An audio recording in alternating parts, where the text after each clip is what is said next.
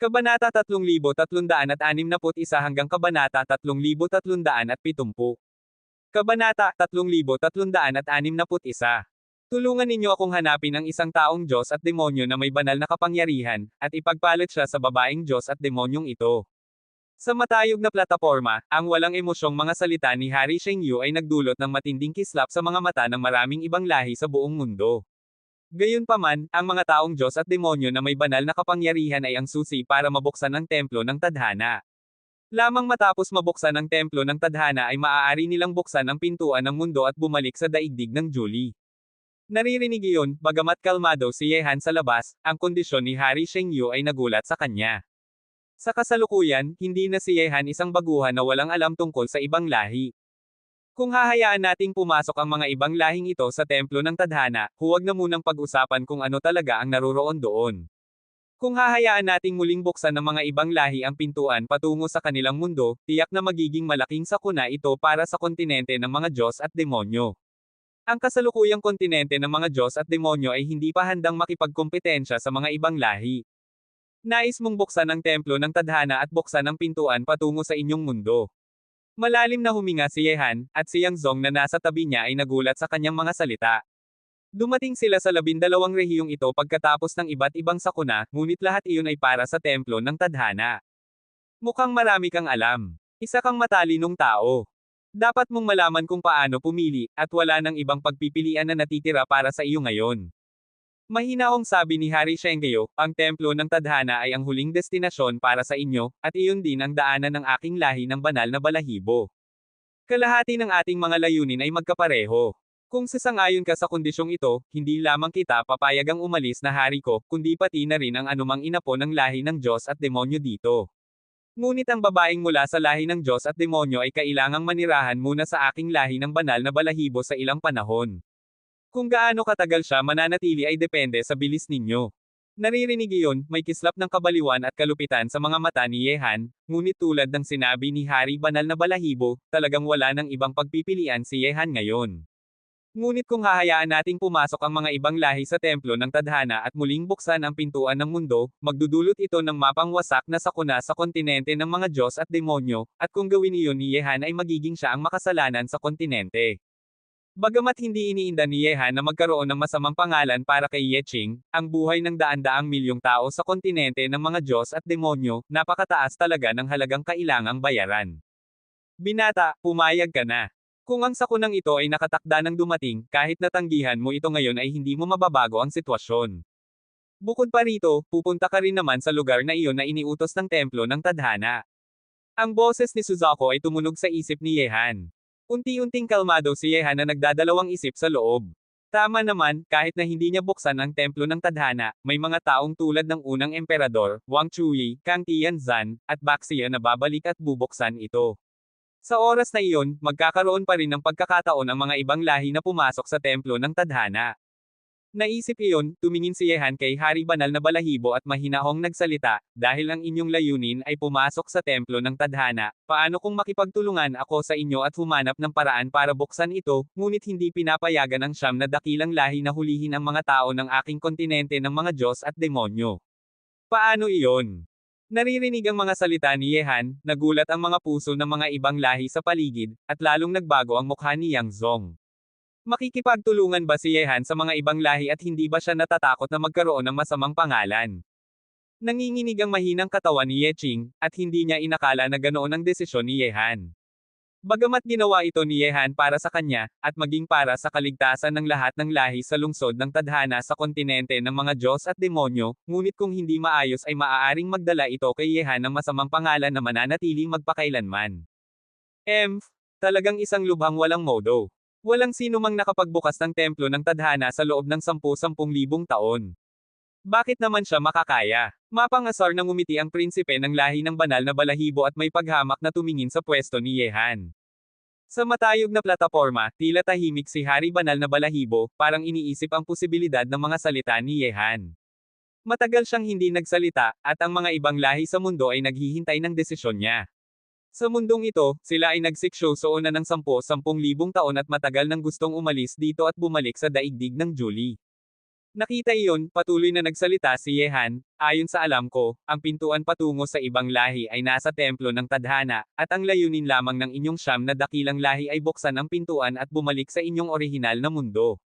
Mukhang hindi kayo nagtagumpay sa loob ng 10,000 taon, ngunit lamang ang mga taong may intensyong buksan ang templo ng tadhana ang makakagawa nito. Kaya hindi ba mas mabuting subukan na lang? Ang mga ninuno mo ay hindi nagtagumpay sa bagay na iyon sa loob ng mahigit 10 henerasyon. Bakit ka naman sigurado? Ang mga gininto ang mata ni Hari Shengyo ay parang maliwanag na araw na tumitingin kay Yehan, hindi ko may kakailan na totoo ang sinasabi mo, ngunit paano mo ako mapapaniwala na kaya mong gawin ito? Mayroon ka pa bang ibang pagpipilian ngayon? Ibinalik ni Yehan ang mga salitang iyon kay Hari Shengyu at nagsalita, may 10,000 batang henyo mula sa aking kontinente ng mga Diyos at demonyo na pumasok sa templo ng tadhana. Dahil lamang ang mga henyo mula sa aking kontinente ang makakapagbukas ng templo ng tadhana, sigurado akong kaya kong gawin ito. Ngayon ay depende na lamang kung ang inyong lahi ng banal na balahibo ay may lakas ng loob na subukan itong pagsugatan. Naririnig iyon, unti-unting humina ang mga gininto ang mata ni Hari Shengyu na parang naglalagablab na araw, at muli siyang naging tahimik bago malakas na nagsalita pagkaraan ng ilang sandali. Sa loob ng 10,000 taon, marami na akong nakitang mga iskolar na inapo ng mga Diyos at demonyo, ngunit kakaunti lamang ang mga hindi pangkaraniwang henyo na maihahambing sa iyo. Hindi alintana ang kapangyarihan ng mga sinaunang Diyos at demonyong iyong kinokontrol, o ang kapansin-pansing mga sining ng pakikipaglaban na iyong minana mula sa pag-abandona sa siyam na langit, lahat iyon ay nagpapakita na hindi ka basta-basta. Gusto rin kitang paniwalaan ng hari ko. Ngunit ang bagay na ito ay may kinalaman sa siyam na dakilang lahi. Kahit na ang aking lahi ng banal na balahibo ay sasang-ayon sa iyo, baka hindi sumang-ayon ang iba pang 8 dakilang lahi maliban na lamang kung mapapaniwala mo sila. Hehe, kung gayon, hindi kayang gumawa ng pangako ang inyong lahi ng banal na balahibo sa gitna ng siyam na dakilang lahi. Tumawa si Yehan at nagsalita, ang siyam na dakilang lahi ay may parehong layunin. Dahil gusto rin nilang buksan ang pintuan ng mundo at bumalik sa kanilang orihinal na tahanan, kung mapapaniwala ko ang inyong lahi ng banal na balahibo, natural na mapapaniwala ko rin sila. Hehe, mukhang napakalakas ng loob mo. Sa wakas ay may ngiti na lumitaw sa marangyang mukha ni Hari Shengyu, at agad niyang inangat ang kanyang kamay, bukas ng tanghali, sana ay mapanatili mo pa rin ang ganitong lakas ng loob. Matapos sabihin iyon, masusing tumingin si Hari Shengyu kay Yehan bago umalis sa mga upuan. Sa pag-alis ni Hari Shengyu, ang mga ibang lahi sa paligid ay nagkawatak-watek na rin, at syempre namang binalik na naman sa pagkakakulong sina Yehan at ang iba pa. Ate, maghintay ka sa akin. Tumingin si Yehan sa malungkot na likuran ni Yeching sa matayog na plataporma bago kusang loob na bumalik sa bakal na hola. Alam ni Yehan na tiyak na naakit si Hari Banal na balahibo sa kanyang iminungkahing paraan kanina. Kapag ang iba pang 8 dakilang lahi ay naakit din, hindi lamang malulutas ang krisis na kinakaharap ni Yeching kundi pati na rin ang krisis na kinakaharap ng mga batang henyo ng lahat ng lahi sa kontinente ng mga Diyos at demonyo. Yehan, talagang gusto mong makipagtulungan sa ibang lahi para buksan ang templo ng tadhana. Sa malamig at mahalumigmig na espasyo, muli silang lahat ikinulong dito. Nalulungkot na tumingin si Yang Zong kay Yehan na tahimik na nakaupo sa bakal na hola. Ang iba pa ay nakatingin din kay Yehan ang pakikipagtulungan sa ibang lahi ay nangangahulugang pagharap sa masamang pangalan. Siyempre, alam ng lahat na lamang kapag nakipagtulungan si Yehan sa mga ibang lahi ay makakakuha sila ng pagkakataong mabuhay.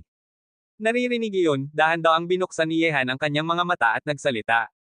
Hindi ko ito ginagawa para sa sarili ko lamang. Sa kasalukuyan, ang mga batang henyo ng lahat ng lahi sa kontinente ng mga Diyos at demonyo ay hinahabol at pinapatay ng mga ibang lahi. Habang nakaharap tayo sa malalakas na ibang lahi, wala tayong anumang kalamangan maliban na lamang kung tigilan ng mga ibang lahi ang paghahabol, para may pagkakataon tayong ayusin ang lahat. At, talaga bang handa kayong sumuko sa templo ng tadhana? Naging tahimik si Yang Zong. Ang lahat ay dumaan sa napakaraming paghihirap. Mula sa unang rehiyon hanggang sa 12 rehiyon para maranasan ang mga sakuna, lahat sila ay dumating dito para sa templo ng tadhana. Ngayong narito na sila, walang sino mang gustong basta na lang sumuko, kahit na alam nilang ang pagbubukas ng templo ng tadhana ay magbibigay daan sa mga ibang lahi na buksan ang pintuan ng mundo, pipiliin pa rin ng ilan na ipagsugatan ito. Patuloy na nagsalita si Yehan, kahit na hindi ko buksan ang templo ng tadhana, may magbubukas pa rin nito. Ngayon ay depende na lamang kung sino ang may kakayahang buksan ang lugar na iyon. Kahit na hindi ako makipagtulungan sa mga ibang lahi, sa sandaling may makapagbukas ng lungsod ng tadhana ay madaling makakapasok ang mga ibang lahi dahil sa kanilang lakas. Kaya mas mabuting makipagtulungan na lamang tayo sa kanila, hindi lamang maliligtas ang mga batang henyo ng lahat ng lahi sa kontinente ng mga Diyos at demonyo, kundi bibigyan din tayo ng sapat na panahon para pansamantalang pigilan ang pagpatay ng mga ibang lahi. Ngunit mapanganib pa rin ito. Kung matagumpay mong buksan ang templo ng tadhana, tiyak na mabubuksan ng mga ibang lahi ang pintuan ng mundo. Kung ganito man, maaaring ang pangalan mong Yehan ay Bamantong hininga si Yang Zong sa loob. Bagamat ginawa ito ni Yehan para sa isang babae, ginagawa rin niya ito para sa mga batang henyo ng iba't ibang lahi sa kontinente ng mga Diyos at demonyo. Ngunit sa huli, baka walang sino mang matatandaan ang kanyang kabutihan at tanging maalala lamang na siya ang nagpahintulot sa mga ibang lahi na buksan ang pintuan ng mundo, magiging siya ang mapapahamak magpakailanman. Mabilis na lumipas ang isang araw, at sumikat na ang bagong araw ng ikalawang araw. Hindi nangyari ang inaasahang patuloy na pagpatay, na nagbigay ng kaginhawahan sa lahat. Alam ni Yehan na tiyak na naakit si Hari Shengyu sa kanyang iminungkahi kahapon. Tulad ng inaasahan, noong tanghali ay dumating ang mga tao mula sa ibang lahi, ang prinsipe ng lahi ng banal na balahibo at ang tatlong pinuno. Nakatakas ka kahapon sa sakuna, ngunit sa susunod na pagkakataon ay depende na kung may ganito ka pa ring magandang swerte. Tumingin ang prinsipe ng lahi ng banal na balahibo kay Yehan na nakakulong sa bakal na hola at may pagkasuklam na sumigaw bago siya dalhin ng pinuno ng lahi ng banal na balahibo palayo. Sa lungsod ng Shengyo, ang marangyang palasyo ng punong lungsod ay matatagpuan sa gitna ng lungsod. Diretso siyang dinala doon si Yehan, ngunit para pigilan siyang tumakas, patuloy na binabantayan siya ng mga presensya ng tatlong commander. Kabanata 3362. Sa huli, ang lakas ni Yehan ay nasaksihan ng lahat sa kolehiyong kahapon, at ngayon ay alam na ng lahat sa lahi ng banal na balahibo na siya ay isang inapo ng lahi ng Diyos at demonyo na nagtagumpay sa 100 mandirigma ng templo ng mag-isa. Sa bulwagan ng banal na hari, mukhang kalmado si Hari Banal na Balahibo. Maliban sa kanya, ang mga hari ng iba pang 8 dakilang lahi ay nakapagtipon dito. Ang ilan ay matangkad at makapangyarihan, parang mga orc, at ang iba naman ay masama at nakakatakot, ngunit walang pagbubukod, ang kanilang mga presensya ay lubhang kakilakilabot. Ang ganitong tanawin, kung saan nagtitipon ang mga hari ng 9 na dakilang lahi, ay bihira lamang makita sa mundong ito. Sa labas ng bulwagan, dahan-daang lumitaw si Yehan sa ilalim ng pagbabantay ng tatlong prinsipe ng lahi ng banal na balahibo. Sabay-sabay na tumingin ang mga hari ng 9 na dakilang lahi sa palasyo ng banal na hari kay Yehan sa sandaling iyon.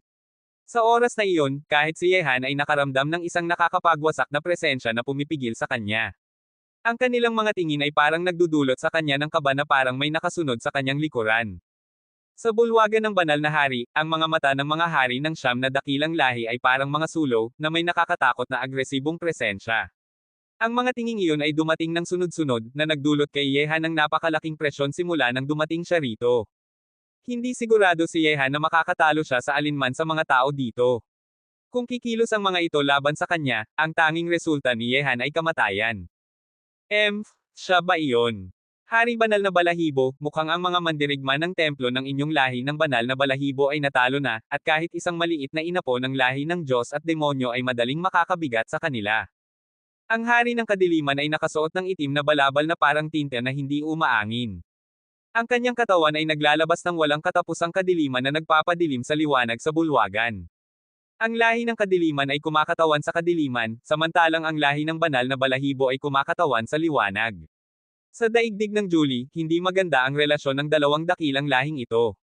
Kung kaya niyang talunin ang lahat ng mandirigma ng templo, marahil ay talagang may kakayahan ang inapo ng mga Diyos at demonyong ito. Ngunit kung nais mong ang aming 9 na dakilang lahi ay tigilan ang paghahabol sa mga inapo ng lahi ng Diyos at demonyo, isang taong mapang-arap lang. Hindi mo man maprotektahan ang sarili mo, nang ahas ka pang maglagay ng kondisyon sa amin. Ang mga lilang mata ng hari ng masamang espiritu ay tumingin kay Yehan at agad na bumuhos ng walang katapusang pagnanasa na pumatay sa kanya. Hindi karaniwan ang binatang ito. Walang emosyon na sabi ni Pluto at sulyap lang kay Yehan, ngunit hindi niya sasabihin na si Yehan ay nakalusot sa kanyang lungsod ng Hades at ligtas na umalis. Sa buong palasyo ng banal na hari, ang mga hari ng 9 na dakilang lahi ay napakalakas ng presensya. Kahit nakalmado si Yehan nang dumating siya rito, hindi siya nang ahas na magsalita ng basta-basta. Ang sitwasyong kanyang kinakaharap ngayon ay mas nakakatakot pa kaysa kahapon. Sa huli, ang bawat isa dito ay may kakayahang pilitin si Yehan. Sa sandaling mapasama niya ang mga ito, napakasama ng kahihinatnan. Ngayon ay maaari na lamang maghintay si Yehan na magsalita ang mga hari ng ibang lahi. Gayunpaman, lihim din namang sinusuri ni Yehan ang siyam na hari ng mga mataas na lahi. Maliban kay Hari Shengyu, hindi pa niya nakikita ang iba pang 8 hari ng mga mataas na lahi. Si Hari ng Underworld ay naramdaman na lamang niya ang pagkakaroon. Lahat ng mga hari ay hindi mabait, kahit na si Hari Shengyu na tila hindi gaanong nakakatakot ay isang taong malalim ang isip. Bakit kayo maraming sinasabi, Hari Banal na Balahibo? Pumunta kami rito para sa usapan tungkol sa pintuan, ngunit ngayon, hindi mo ba talaga pinaniniwalaan na ang mga inapo ng lahi ng Diyos at demonyo ay makakapagbukas ng templo ng tadhana? Kakaiba ang mga mata ni Hari Tatlong Mata, lalo na ang ikatlong mata sa pagitan ng kanyang mga kilay parang nakikita nito ang kaluluwa ng sinumang titingnan niya. Naririnig iyon, ang dating kalmadong Hari Shengyu ay biglang tumingin sa ilang hari ng mataas na lahi na tahimik pa rin hanggang ngayon at malakas na nagsalita, mga kababayan, ano sa palagay ninyo? Sumunod din ang tingin ni Yehan sa direksyong tinitingnan ni Hari Banal na Balahibo. Sa kasalukuyan, may 4 pang hari ng mataas na lahi sa bulwagan na hindi pa nagsasalita, at ang pagtatanong ni Hari Banal na Balahibo sa kanila ay nagpapakita na hindi karaniwan ang kanilang katayuan sa loob ng siyam na dakilang lahi. Ang hari ko ay nag-aalala lamang kung mabubuksan ang pintuan. Kung sino ang magbubukas nito ay hindi mahalaga sa akin. Mahinahong sabi ng hari ng ibang lahi na may mahabang pulang bughaw na buhok. Ang kanyang mga mata ay parang dugo, at naramdaman ni Yehan ang isang kakila-kilabot na presensya ng pagpatay sa kanya at sa loob ng presensyang iyon ay may walang katapusang pagnanasa na labanan ang langit. Dahil hindi pinapansin ni Hari Shire kung sino ang magbubukas ng pintuan, ang aking lahi ng mga patay na hindi naglalaho ay pareho rin ang iniisip. Basta mabubuksan ang pintuan, wala na kaming pakialam sa iba pa. Tumingin si Hari ng mga patay na hindi naglalaho kay Yehan na nakatayo sa gitna ng palasyo ng banal na hari. Ang isa pa ay mukhang pagod, at ang kanyang mga mata ay ganap na kulay abo, na puno ng kakaibang presensya. Bukod pa rito, naramdaman ni Yehan ang isang malakas na kapangyarihan ng kamatayan sa kanyang katawan kasing kakilakilabot ng mga patay na hindi naglalaho na lumalabas mula sa walang katapusang purgatorio. Nakita iyon, tumingin si Hari Banal na Balahibo sa huling 2 hari ng ibang lahi. Ang dalawa ay nakahawak ng bahagyang sarado ang mga mata, at hindi sila nagsalita maliban noong dumating si Yehan at binuksan nila ang kanilang mga mata para tingnan siya. Narinig ko na minana mo ang kapansin-pansing mga sining ng pakikipaglaban ng pag-abandona sa siyam na langit. Biglang binuksan ng isa sa mga hari ng ibang lahi ang kanyang bahagyang saradong mga mata, at tumingin sa pwesto ni Yehan na parang 2 kidlat. Sa sandaling iyon, naramdaman ni Yehan na biglang tumibok ng mabilis ang kanyang puso. Ang mga Diyos at demonyong nag-abandona sa siyam na langit ay tumawid ng mga hangganan noong panahong iyon at pinatay ang 2 dakilang Diyos. Ngayon ay minana ng mga inapo ng lahi ng Diyos at demonyo ang kapansin-pansing mga sining ng pakikipaglaban ng pag-abandona sa siyam na langit. Mukhang gustong subukan ni Hari Buddha na makipaglaban. Mapangasar na ngumiti si Hari Tatlong Mata. Ang 2 Diyos na pinatay ng mga nag-abandona sa siyam na langit nang pumasok sila sa daigdig ng Julie ay mga Diyos ng lahi ng Buddha at lahi ng mga patay na hindi naglalaho. At ano naman kung ganoon? Malalim na huminga si Yehan, at handa nang gumalaw ang kapangyarihan sa kanyang katawan. Mula kay Hari Buddha ay naramdaman na niya ang isang malamig at lubhang nakapasok na hindi alam na kapangyarihan. Kung hindi ka mamatay sa isang suntok, ang aking lahi ng Buddha ay sasang-ayon sa iyong iminungkahi. Sa isang iglap, matapos magsalita si Hari Buddha ay dumating ang mga alon ng matataas na kapangyarihan na parang naglilinis ng mundo. Ang mga kamay ni Hari Buddha ay parang pinipigilan ang mundo, isang kakila-kilabot na palad ang bumagsak na may walang katapusang lakas, na nagdulot kay Yehan ng matinding krisis. Yuga! Malakas na sumigaw si Yehan. Habang nakaharap sa isang napakalakas na mandirigma tulad ni Hari Buddha, agad na nadobol ni Yehan ang kanyang lakas sa pakikipaglaban at sabay na inilabas ang kanyang madilim na jihadistang katawan hanggang sa sukdulan. Ang mga bakas ng kanyang palad ay nagbanggaan ng walang pigil. Klang! Sa isang iglap, ang buong bulwagan ng banal na hari ay tumunog ng parang mabigat na tunog ng kampana. Ang kakilakilabot na lakas ay kumalat, na nagdulot sa ilang ibang hari ng ibang lahi sa bulwagan na labanan ito. Ngunit, pagkatapos lamang ng kampana parang natunog, ang tanawin sa palasyo ng banal na hari ay nagpaiikli ng bahagya ang mga mata ng ibang mga hari ng ibang lahi. Dahil sa sandaling iyon, maliban sa mga bitek sa lupa sa ilalim ng kanyang mga paa, walang anumang pinsala si Yehan. Bagamat namumula ang kanyang mukha, iyon na lamang iyon. Kabanata 3363. Nakapagtiis ng Vajrapam ni Hari Buddha at hindi namatay. Parang lalabas na ang ikatlong mata ni Hari Tatlong Mata. Sa loob ng siyam na dakilang lahi, ang lakas ni Hari Buddha ay makakapasok sa nangungunang tatlo, ngunit ang binatang mula sa lahi ng Diyos at demonyo ay pilit na tinanggap ang palad ni Hari Buddha at walang nangyari sa kanya. Nagulat din kaunti si Hari Shengyo. Batay sa lakas na ipinakita ni Yehan ngayon, hindi pa niya ibinibigay ang lahat ng kanyang lakas sa Collegium. Talagang ikaw ay isang henyong minana ang nakapagpapabagong buhay ng mga sining ng pakikipaglaban ng pag-abandona sa siyam na langit, at natanggap mo na ang suntok ng hari kumarka ng mga patay na hindi naglalaho. Bigla na lamang, habang nagugulat pa rin ang mga puso ng mga hari ng iba't ibang lahi, ay kumilos na rin si hari ng mga patay na hindi naglalaho. Walang kahirap-hirap na kumaway ang kabilang panig, nabuo ang selyo ng mahika, at isang tore na gawa sa lakas ang bumagsak patungo kay Yehan, na hindi na niya nagawang umiwas pa matapos niyang tiisin ang suntok ni Hari Buddha. Boom! Ang buong palasyo ng banal na hari ay malakas na nanginginig, at ang mga batong haligi ng bulwagan ay parang babagsak na. Sa ilalim ng pagsugod ng marka ng mga patay na hindi naglalaho, inalalayan ni Yehan ang tore gamit ang kanyang mga kamay, at halos kalahati ng kanyang katawan ay lumubog sa lupa. Sa palasyo ng banal na hari, itinaas ni Yehan ng mataas ang kanyang mga kamay para pigilan ang tore na naging anyo ng lakas. Ang selyo ng mga patay na hindi naglalaho ay nagpapatindi ng bigat, na naging dahilan para malalim na lumubog ang kalahati ng kanyang katawan sa lupa, at malaking bahagi ng sahig ng buong palasyo ng banal na hari ay nabigti ng mga bitek, parang may lindol na dumating. Nakita ang ganitong tanawin, ang mga hari ng ibang lahi na nagulat na ay lalong nagulat pa. Matapos tanggapin ng binatang Diyos at demonyo ang palad ni Hari Buddha, sunod-sunod pa niyang tinanggap ang isang suntok na marka ng mga patay na hindi naglalaho ni Hari ng mga patay na hindi naglalaho, at wala pa ring nangyari sa kanya. Paano kaya posible? Habang nakaharap sa lakas ni Hari Buddha at Hari ng mga patay na hindi naglalaho, kahit na ang banal na emperador ng mga Diyos at demonyo ay kailangang labanan ng buong lakas, ngunit malinaw na hindi pa umabot sa antas ng banal na emperador ng mga Diyos at demonyo ang binatang ito. Laking gulat ang mga mukha ng mga hari ng iba't ibang lahi, at ang mga mata ni Hari Futo at Hari ng mga patay na hindi naglalaho ay naging makitid na parang linya. Bagamat hindi nila ibinigay ang lahat ng kanilang lakas kanina, gumamit sila ng 80% nito. Gamit ang lakas na iyon, kaya nilang pumatay ng isang batang henyo na nasa antas ng banal na hari, kahit na napakalakas ng lakas nito sa pakikipaglaban. Kahit na hindi nila mapatay ang kalaban, sapat na iyon para saktan ito ng husto. Ngunit ang binatang Diyos at demonyo na nasa harap nila ay sunod-sunod na tinanggap ang kanilang lakas ng 2 beses, at hindi siya nasugatan kahit papaano. Napakagaling ng binatang ito. Hindi ko na matindaan kung kailan pa ako huling nakakita ng napakatalinong inapo ng mga Diyos at demonyo. Marahil, ang templo ng tadhana, na hindi pa nakakabukas sa sinuman, ay talagang may pagkakataong mabuksan sa kanyang mga kamay. Malakas na kumislap ang mga mata ni Hari Shengyo, na naging dahilan para kumislap din ang mga mata ng iba pang nakarinig ng kanyang mga salita. Kanina pa lamang, hindi pinapansin ng mga hari ng ibang lahi si Yehan dahil hindi nila nakita ang kanyang lakas, at hindi rin sila naniniwala na kayang buksan niya ang templo ng tadhana. Ngayong nakita na nila ang kanyang kakayahan, nakakita sila ng liwanag ng pag-asa.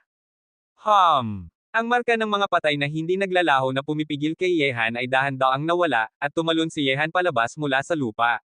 Bagamat walang nakikitang pinsala sa kanya sa labas, ang bahagyang maputlang mukha niya ay nagpapakita na hindi ito madaling gawain na tanggapin ang lakas ni Hari Buddha at Hari ng mga patay na hindi naglalaho. Sa pag-atake ni Hari Buddha at Hari ng mga patay na hindi naglalaho, naramdaman ni Yehan na parang mabasag ang kanyang mga panloob na bahagi, at namamanhid ang kanyang mga paa. Talagang ikaw ay isang inapo ng mga Diyos at demonyo na minana ang kapansin-pansing mga sining ng pakikipaglaban ng pag-abandona sa siyam na langit. Dahil nakaligtas ka sa suntok ng hari ko, ang aking lahi ng Futo ay tumatanggap ng iyong iminungkahi at pansamantalang titigil sa paghahabol sa mga Diyos at demonyo. Ngunit mas mabuting mayroon kang paraan para buksan ang templo ng tadhana, at dapat mong malinaw na maintindihan na sa lakas ng aming siyam na dakilang lahi ay madali naming mahuhuli at mapapatay ang mga tao ng inyong lahi ng Diyos at demonyo. Napakalamig ng presensya sa paligid ni Hari Buddha, at ang kanyang walang emosyong mga mata ay hindi itinatago ang kanyang pagnanasa na pumatay kay Yehan. Wala akong objection bilang isa sa mga patay na hindi naglalaho. Ang aming layunin ay buksan ang templo ng tadhana at muling buksan ang pintuan ng mundo. Bukod pa rito, ang templo ng tadhana ay maaari lamang buksan ng mga Diyos at demonyo. Sa halip na hinihintay natin na mahahanap namin sila, mas mabuting hayaan na lang nating subukan ng mga Diyos at demonyo. Ngunit may 10,000 batang henyo mula sa mga Diyos at demonyo ang pumasok sa mundong ito. Talaga bang sigurado kang mahahanap mo ang taong may banal na kapangyarihan? Ang mga kulay abo na mata ni hari ng mga patay na hindi naglalaho ay may nakakatakot na liwanag ng kamatayan, hindi pa man binibilang ang kanyang lakas, ang kanyang mga mata ay sapat ng nakakatakot. Naririnig iyon, mahinahong nagsalita si Yehan, dahil ang pagbubukas ng templo ay maaari lamang gawin ng mga tao mula sa kontinente ng mga Diyos at demonyo, mayroon akong paraan para hanapin ang taong makakapagbukas nito. Ngunit sana ay panindigan ng siyam na dakilang lahi ang kanilang pangako na hindi hahabulin o papatayin ang sinumang tao sa aking kontinente ng mga Diyos at demonyo, at palayain din ninyo ang mga nakakulong. Maaari naming matupad ang iyong kahilingan, ngunit dapat mong bigyan kami ng takdang oras. Kung hindi mo magagawa ito, hindi ka ba pipilitin kaming maghintay sa iyo? Malamig na sabi ni Hari Shire. Malakas na nagsalita si Yehan, bigyan ninyo ako ng 7 araw, at mabubuksan na ang templo ng tadhana. Naririnig ang mga salitang iyon, malakas na kumislap ang kakaibang kulay sa mga mata ng lahat ng hari ng ibang lahi. Sige, iyon na ang kasunduan. Dahan daw ang tumayo si Hari Shenggeyo at nagsalita, ang aming siyam na dakilang lahi ay naghintay na ng 10,000 taon, kaya hindi naman namin papansinin ang 7 araw na ito. Bibigyan ka namin ng 7 araw. Pagkatapos ng 7 araw at mabuksan mo na ang templo ng tadhana, ibabalik ng aming lahi ng banal na balahibo sa iyo ang batang babae mula sa lahi ng Diyos at demonyo. Mahirap na kinuyam ni Yehan ang kanyang mga kamao, ngunit alam din niyang hindi pa posible na palayain ng lahi ng banal na balahibo si Yeching ngayon. Ngunit kailangan siya ng siyam na dakilang lahi para buksan ang templo ng tadhana sa kasalukuyan, at nasa kamay ng ibang lahi si Yeching, kaya hindi siya mapapanganib maliban na lamang kung hindi nais ng siyam na dakilang lahi na pumasok sa templo ng tadhana. Siyempre, walang ganitong posibilidad. Ang siyam na dakilang lahi ay naghirap ng 10,000 taon para lamang sa templo ng tadhana at sa pintuan ng mundo. Sige, ngunit bago ako umalis, gusto kong makita siya. Hindi naman labis ang kahilingang ito. Tumingin si Yehan kay Hari Banal na Balahibo at nagsalita. Mga inapo ng mga Diyos at demonyo, tandaan ninyo ang kasunduan ninyo sa aming siyam na dakilang lahi. Iwinagayway ni Hari Shengyo ang kanyang kamay, at kinuha ng 3 commander si Yehan palabas ng palasyo ng banal na hari. Ang mga hari ng siyam na dakilang lahi ay tumitingin sa kanyang likuran, at kumikislap ang kanilang mga mata. Dapat nating alisin ang binatang ito. Maikli lang ang mga salita ni Hari Futo, ngunit napakalakas ng kanyang determinasyong alisin si Yehan. Ang kahusayan ni Yehan ay napansin ng mga hari ng siyam na mataas na lahi kanina, kung hindi siya aalisin, tiyak na magiging malaking hadlang siya sa pagsalakay ng kanilang mundo sa mga Diyos at demonyo. Sa sandaling mabuksan ang templo ng tadhana, iyon na ang oras ng kanyang kamatayan.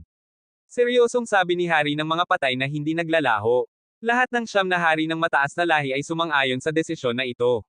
Sa kasalukuyan ay kailangan pa nila si Yehan para buksan ang templo ng tadhana, ngunit sa sandaling mabuksan na ang templo ay wala na siyang halaga para sa siyam na dakilang lahi.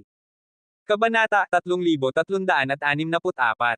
Xiaohan, talagang napagpasyahan mong makipagtulungan sa ibang lahi. Sa palasyo ng punong lungsod, nakita ni Yehan si Yeching nang walang anumang hadlang, ngunit sa paligid ay maraming mga master ng lahi ng banal na balahibo ang nagbabantay.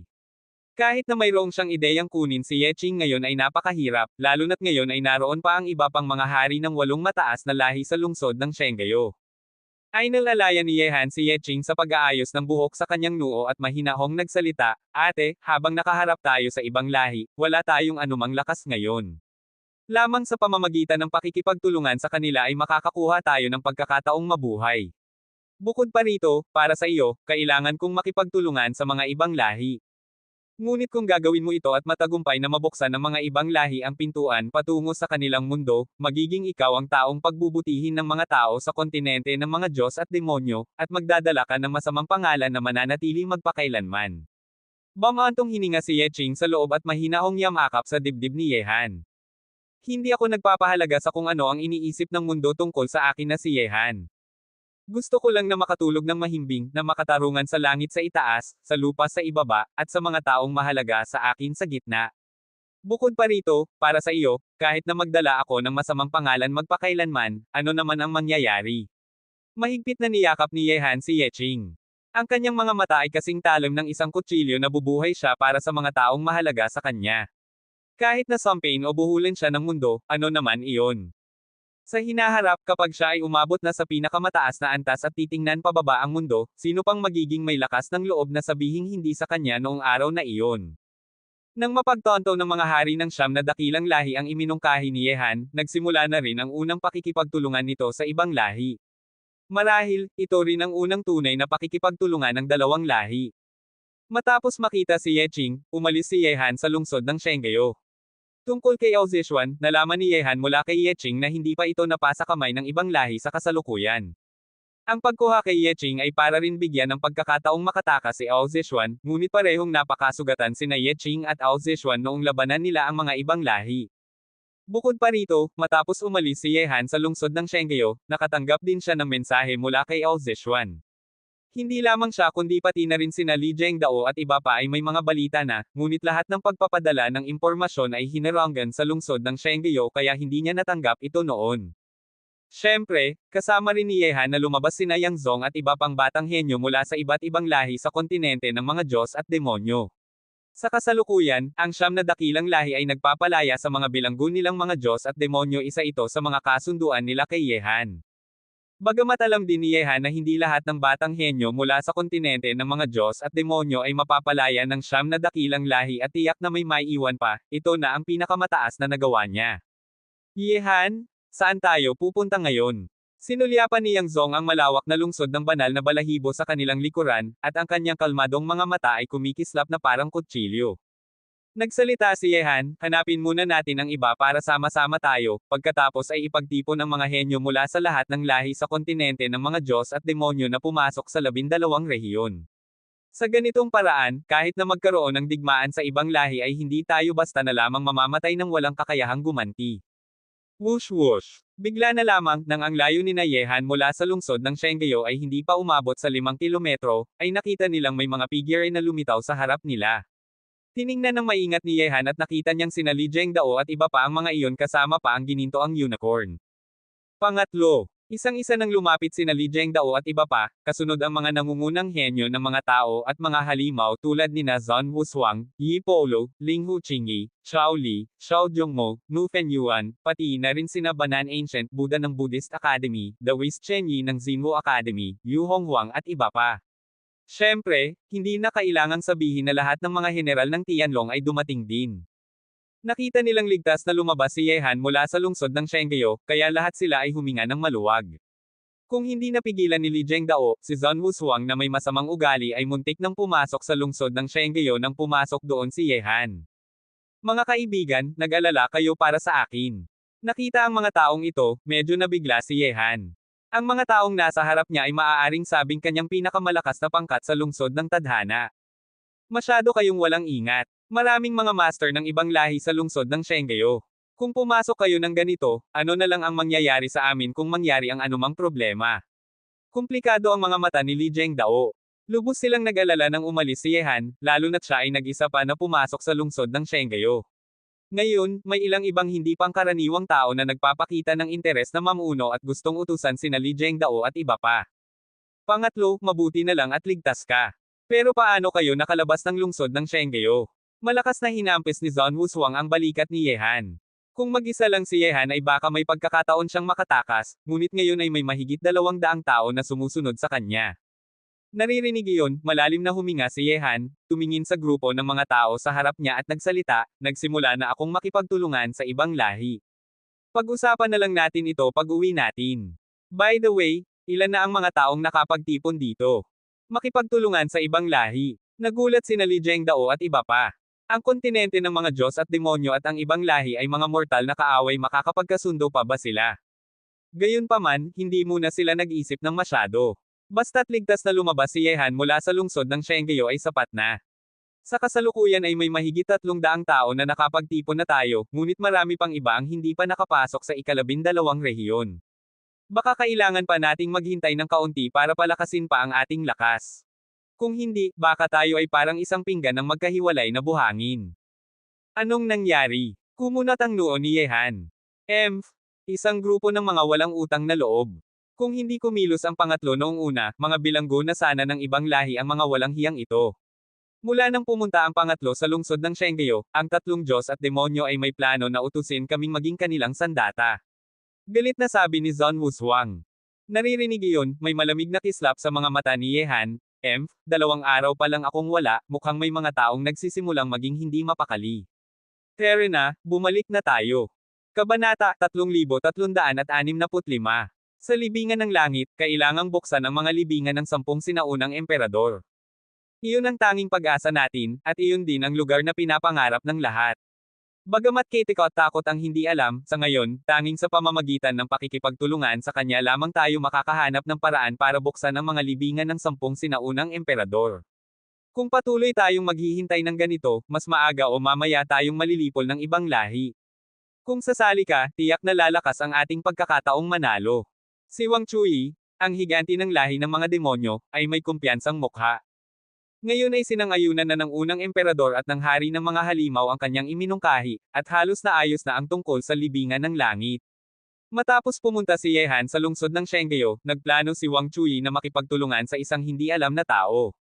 Sa huli, ang taong iyon ay lumitaw noong araw na iyon at ipinahiwatig na mayroon siyang paraan para buksan ang mga libingan ng 10 sinaunang emperador.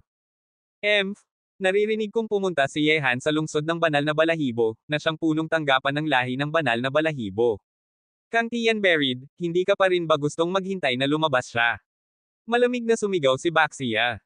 Si Yehan ay pumunta sa lungsod ng Shengyo at muntik nang mamatay. Hindi tayo dapat walang ginagawa para lamang maghintay sa kanya. Bago pa makatuklas dito ang ibang lahi, kailangang buksan na ang mga libingan ng 10 sinaunang emperador. Kung talagang ayaw mong sumali sa akin, hindi kita pipilitin. Mahinahong sabi ng unang emperador.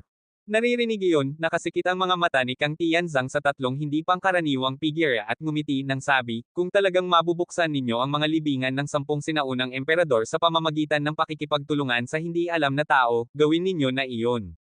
Ngunit ang lakas na itinayo ng lalaking iyon ay hindi ko kayang utusan na gumawa ng mga bagay. Tiwala rin akong hindi ninyo mabubuksan ang mga libingan ng 10 sinaunang emperador nang wala siya. Mukhang hindi ka na namin kasama. Malamig ang mukha ni Baxia. Napakalakas ng lakas na itinayo ni Yehan, at dahil wala siya ngayon, si Kang Tianberid lamang ang may kakayahang utusan sila dahil siya ang nakikipagtulungan kay Yehan. Nakasikit ang mga mata ni Kang Chanzen at ngumiti ng walang salita, walang nakakaalam kung ano ang kanyang plano. Mukhang 2 araw ka lang nawala ay may plano ka na para sa sarili mo. Kung ganoon, bakit hindi mo sabihin sa amin? Bigla na lamang, isang napakalakas na presyon ang dumagsa mula sa labas na parang baha na tumagas sa loob. Sa sandaling iyon, nanigas ang mga mata ng prinsipe hari na naramdaman ang lakas na iyon. Tumayo sina unang emperador at Wang Chui at tumingin sa labas.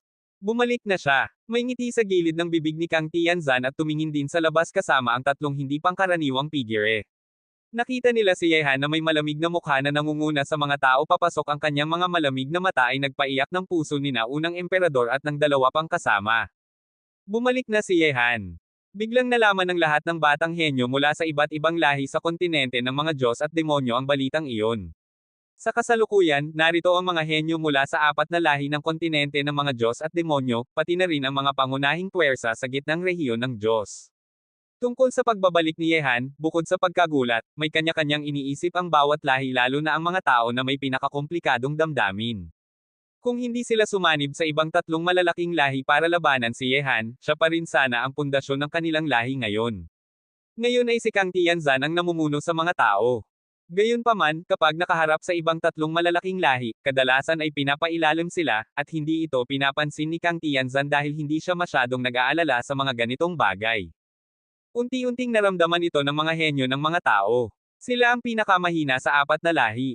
Iniwan nila si Yehan na handang ibigay ang lahat para sa kanila at pinili si Kang Tianberid bilang kanilang pinuno.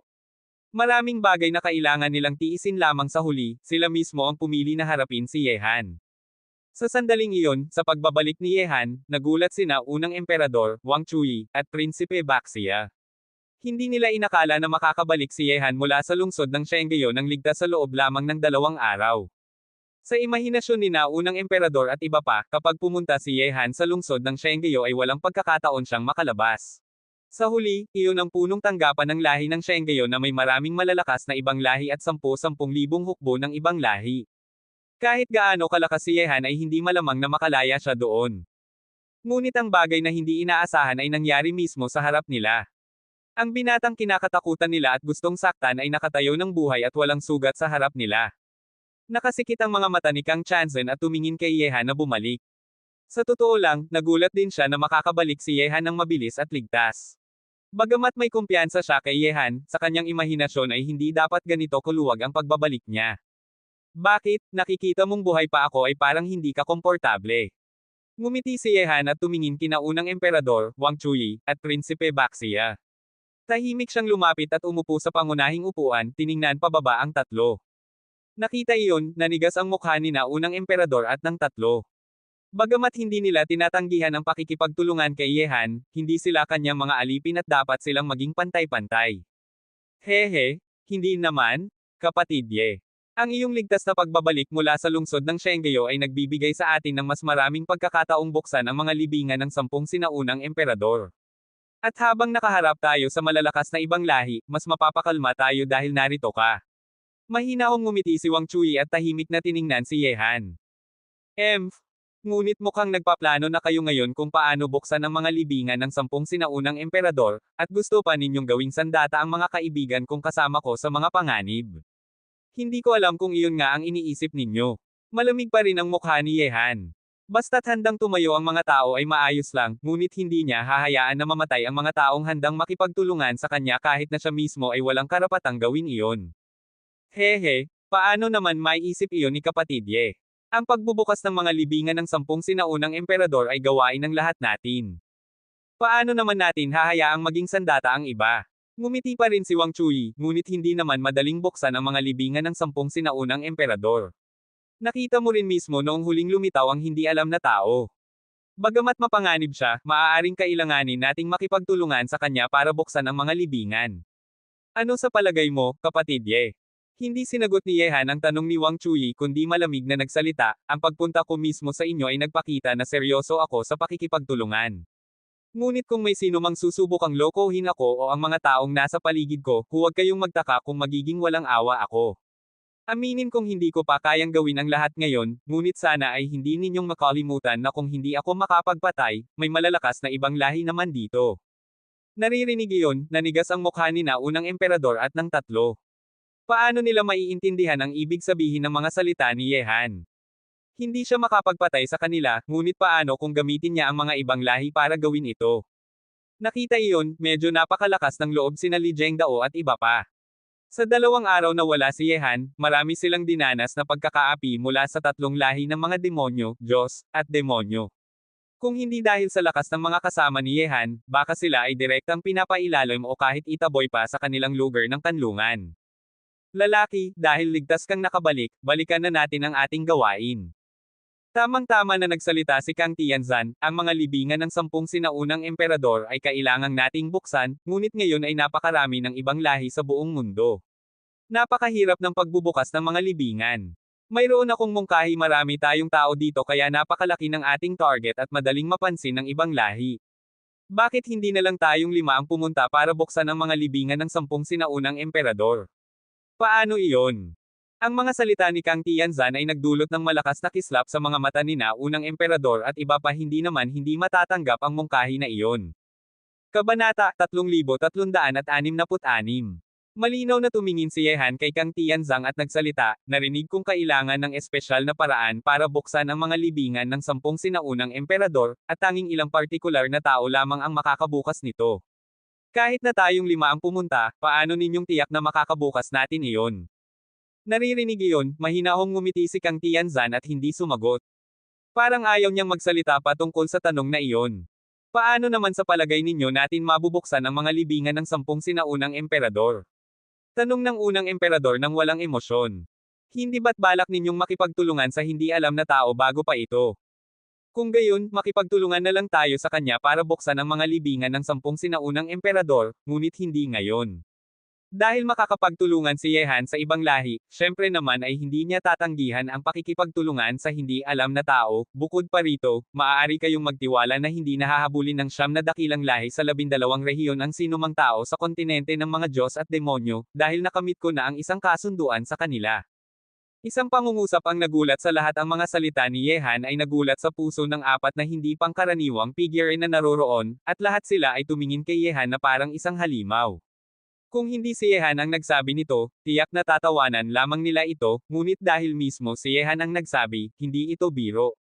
Makipagtulungan sa ibang lahi, Yehan, sigurado ka bang hindi ka biro? Bukod pa rito, ang ibang lahi ay ating mortal na kaaway, at sila ang may kalamangan ngayon. Bakit naman sila makikipagtulungan sa iyo? Hindi makapaniwalang sabi ni Prinsipe Baxia. Tiwala ako sa mga salita ni kapatid Ye. Kung hindi, malamang na hindi niya makalabas ng lungsod ng Shenggeyo ng ligtas. Patuloy na nagsalita si Wang Chuyi ng may kalmadong ekspresyon, ngunit ang pakikipagtulungan ni kapatid Ye sa ibang lahi ay hindi maaaring simple ang layunin nila, hindi ba? Siyempre namang hindi simple ang layunin ng ibang lahi. Kung hindi, hindi nila ipagkakaloob na hindi na nila hahabulin ang sinumang tao sa kontinente ng mga Diyos at demonyo. Sabi ni Yehan, dapat ay may naunawaan na kayo tungkol sa ibang lahi ngayon, at dapat din ninyong alam na mayroong pintuan ng mundo. Sumangayon silang makipagtulungan sa akin dahil nais nilang buksan ang pintuan ng mundo. Ano, ang pintuan ng mundo?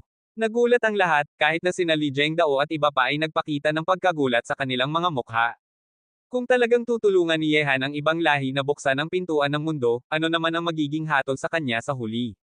Sabi ko na sa inyo noon na alam ko ang paraan para buksan ang templo ng tadhana, at iyon din ang dahilan kung bakit sumang-ayon kayong makipagtulungan sa akin. Sa totoo lang, ang paraan para buksan ang templo ng tadhana ay nasa inyo. Nakasikit ang mga mata ni Kang Tianzang at tumingin kay Yehan. Ito rin ang dahilan kung bakit gusto niyang makipagtulungan kay Yehan anuman ang mangyari, at kung bakit siya matibay na naniniwala na kailangang buksan ni Yehan ang templo ng tadhana. Iyon din ang dahilan kung bakit hindi siya sumang-ayon sa tatlong tao kabilang na ang unang emperador. Dahil bago pa ito, bago pa pumasok sila sa 12 rehiyon, alam na ni Kang Tianzan ang lahat ng ito, ngunit hindi niya sinabi sa sinuman ang lihim na ito. Palagi niyang binibigyang pansin si Yehan. At bagamat hindi siya malapit sa mga libingan ng 10 sinaunang emperador, hindi rin siya nag-aalala na sabihin muna ang lihim dahil kailangan ni Yehan ng isang kaalyado ngayon, at tiyak na hindi siya ibababa, kung hindi, hindi na sana hahanapin ni Yehan ang tatlong kasama ng unang emperador. Naririnig ang mga salita ni Kang Tianzan, bagamat nagulat si Yehan sa loob, kalmado naman ang kanyang ekspresyon at nagsalita, Kang Tianzan, bagamat gusto kong maniwala sa iyong mga salita at alam kong hindi ka basta-basta nagsasalita, ngunit ano naman ang dahilan?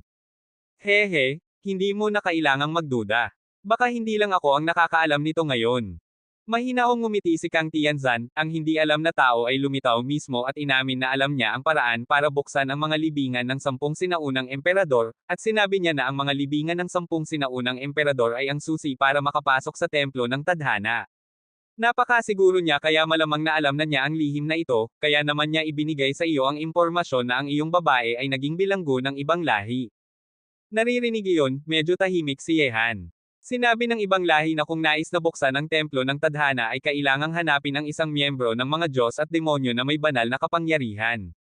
Nagduda rin si Yehan kung ito ba ay ang banal na kaloob ng tunay na Diyos na nasa kanyang katawan, ngunit sa huli ay tinanggihan niya ito. Bagamat ang banal na kaloob ng tunay na Diyos ay kabilang sa uri ng banal na kapangyarihan, sa huli ay hindi naman talaga ito kanya. Gayunpaman, ang mga salita ni Kang Tian Beriel ay napilitan siyang isipin muli ang banal na kaloob ng tunay na Diyos. Matapos kang pumunta sa lungsod ng Shenggeyo, ang dahilan kung bakit hindi ako pumili ng tatlong tao kabilang na ang unang emperador ay dahil alam kong hindi ka makukulong ng lungsod ng Shenggeyo. Kung may lakas ka ng loob na pumasok mag-isa sa lungsod ng Shenggeyo, ibig sabihin ay mayroon kang paraan para makatakas. Ang paraang iyon ay ang banal na kaloob ng tunay na Diyos na nasa iyong katawan. Tumingin si Kang Tianzo kay Yehan at patuloy na nagsalita, syempre, hindi ko inakala na sa huli ay pipiliin mong makipagtulungan sa ibang lahi. Naririnig iyon, hindi maiwasang humanga si Yehan sa katalinuhan ni Kang Tianzan.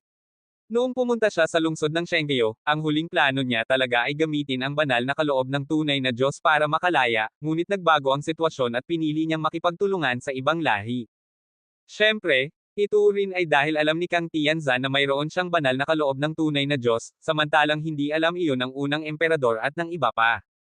Kaya ibig mong sabihin na ang banal na kaloob ng tunay na Diyos ay ang susi para buksan ang mga libingan ng 10 sinaunang emperador at makapasok sa templo ng tadhana. Nakasikit ang mga mata ni Yehan at tumingin kay Kang Tianzan. Naririnig iyon, mahinahong tumawa si Kang Tianzang at nagsalita, bagamat hindi ko pa nakikita ang kakilakilabot na kapangyarihan ng banal na kaloob ng tunay na Diyos, malamang na kahit ang emperador ng langit ay matatakot sa antas ng banal na kapangyarihang iyon. Ngunit ang banal na kaloob ng tunay na Diyos ay hindi ang susi para buksan ang mga libingan ng 10 sinaunang emperador at makapasok sa templo ng tadhana. Nakalimutan mo na bang mayroon kang isang simbolo na pantay sa Diyos? Isang simbolo na pantay sa Diyos. Kumunat ang noo si Yehan, at biglang kumislap ang kanyang mga mata, ang marka ng Diyos. Hehe, matalino ka. Mahinahong ngumiti si Kang Tianzo. Biglang napagtanto ni Yehan ang maraming bagay sa kanyang puso. Noong una, ibinigay sa kanya ng mensahero ng hula ang marka ng Diyos. Bagamat hindi sinabi na ito ay isang marka na tanging isang Diyos lamang ang maaaring magkaroon, o na ito ang susi para makapasok sa templo ng tadhana, ngayon ay may sagot na siya kung bakit ibinigay sa kanya ang marka ng Diyos. Ang marka ng Diyos, ang templo ng tadhana. Malalim na huminga si Yehan. Ang Diyos ng tadhana, na naging tadhana noong nakaraang panahon, ay malamang na hinulaan na ang araw na ito sa mahabang daloy ng kasaysayan at naghanda na para dito. Maiintindihan mo na ngayon. Sabi ni Kang Tianzang, nalaman ko rin sa isang pagkakataon na ang marka ng Diyos ay ang susi para buksan ang templo ng tadhana, kaya ako ay nakipagtulungan sa iyo dahil ikaw lamang ang makakapagbukas nito. Ngunit tinanong din kita noon tungkol sa pag-aandar ng 12 singsing ng buhay, ngunit mukhang hindi mo pa rin alam ito ngayon. Ano ang pag-aandar ng 12 singsing ng buhay? Tanong ni Yehan. Sabi ni Kang Tianzang, hindi lahat ay makakapapasok sa templo ng tadhana, tanging ang mga nakumpleto na ang 12 singsing ng buhay ang may karapatang pumasok. Kung hindi man, kahit nabuksan na ang templo ng tadhana ay hindi makakapasok doon ang mga hindi pa nakumpleto ang kanilang singsing ng buhay. Kaya naman, bago pumasok sa templo ng tadhana, kailangan nating gawing perpekto ang ating sariling singsing ng buhay. Kabanata 3367. Naririnig iyon, kumislap ang mga mata ni Yehan at nagsalita, kung gayon, hindi rin ba makakapasok ang mga ibang lahi sa templo ng tadhana? Hindi pa alam iyon. Umiiling na nagsalita si Kang Chanzen, gayunpaman, susubukan pa rin ng mga ibang lahi na pumasok sa templo ng tadhana. Maaaring hindi sila maapektuhan ng mga paghihigpit ng templo ng tadhana, o baka may ibang paraan silang makapasok doon. Ngunit sa sandaling mabuksan ang mga libingan ng 10 sinaunang emperador, malamang na hindi na malayo ang pagbubukas ng pintuan ng mundo ng mga ibang lahi. Sabi ni Yehan, mukhang dapat akong magpasalamat sa iyo sa pagbibigay liwanag ng lahat ng ito, ngunit sana ay tama ka. Dahil tanging ang mga nakumpleto na ang 12 singsing ng buhay ang makakapapasok sa templo ng tadhana, dapat nating ipaalam ito sa 3 pang grupo. Kung tayo lang dalawa ang papasok doon, tiyak na magiging tayo ang target ng lahat sa hinaharap. Sabi ni Kang Tianzang, syempre naman, hindi maaaring pag-aari ng iisa lamang ang templo ng tadhana. Ngunit gusto mo pa bang makipagtulungan sa hindi alam na tao ngayon? Ayon sa aking kutob, may plano rin siya para sa templo ng tadhana. Kung papayagan mong sumali siya, maaaring hindi na natin may pamamahala pa ito. Sabi ni Yehan, ang taong lihim-lihim na iyon ay hindi naman mabuti ang intensyon. Ngunit kahit na hindi tayo makipagtulungan sa kanya, sa tingin mo bang hindi niya makakapasok sa mga libingan ng 10 sinaunang emperador kapag binuksan na natin ito? Kung gayon, bakit hindi na lang natin itong ipikit ang mata at makipagtulungan sa kanya ng isang beses? Kung magtatago siya sa dilim, lalong hindi tayo makakapagpahinga ng mahimbing. Hindi naman mali ang sinasabi mo. Dahil na rin namang gulo na ang sitwasyon, mas mabuting gawin na nating mas magulo pa. Pagkaraan noon, matapos malaman ang pag-aandar ng 12 singsing ng buhay, unti-unting umalis ang lahat ng lahi sa kontinente ng mga Diyos at demonyo. Siyempre, ang mga taong tulad ni naunang emperador ay alam lamang muna ang pag-aandar ng 12 singsing ng buhay, at hindi nila alam na ang marka ng Diyos na taglay ni Yehan ay ang susi para buksan ang templo ng tadhana. Siyempre, hindi rin nagtagal sa bahay si Yehan at pinamunuan din niya sina Li Zhengdao at iba pa para pumunta sa listahan ng mga gawain para tanggapin ang mga ito at mapabuti ang kanilang singsing ng buhay. Ngayong sama-sama nang nakikipagtulungan ang lahat ng lahi sa kontinente ng mga Diyos at demonyo, hindi na sila makakakuha ng singsing ng buhay sa pamamagitan ng pagnanakaw. Ang listahan ng mga gawain na lamang ang kanilang pagpipilian ngayon.